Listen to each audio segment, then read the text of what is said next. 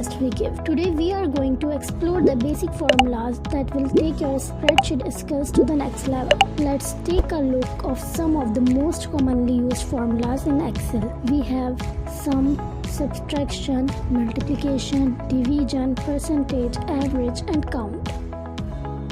These formulas are the building blocks of the Excel, and mastering them will make you more efficient and productive in your work. Let's dive in and learn how to use them.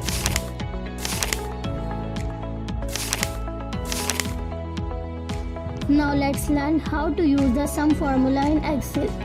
We have a table with some products and their quantity, and we want to calculate the total quantity. There are two ways to use the sum formula. Option 1, using the formula without auto sum, and option 2, using formula with autos. First, we can type the formula manually. To do this, we type is equals to sum, bracket open, and then select the range of cells that we want to add up. Once we press enter, the formula will calculate the total quantities for us.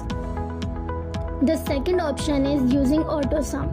First, I delete the formula, then select the cell where we want to display the total quantity and go to the Home tab. In the formula group, click on the auto sum icon and choose sum.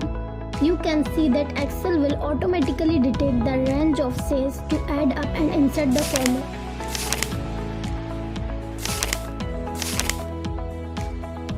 How to use the subtraction formula in Excel. I have a table with workers, gross salaries, and tax, and I want to calculate the net salary. To do this, I type the formula manually by selecting the cell B3, pressing the minus sign from the keyboard, and then selecting cell C3 from the text column, and press the enter button. The formula will calculate the subtraction formula. Let's apply this formula to all the rows.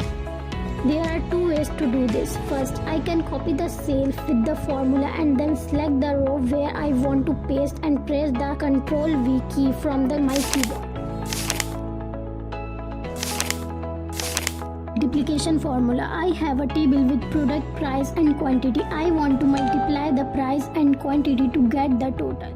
To do this, I select the cell B3, type the multiplication sign from my keyboard, and then select C3. Once I press the enter, the formula will calculate the multiplication for me. To apply this formula to all the rows, I use the drag and drop method.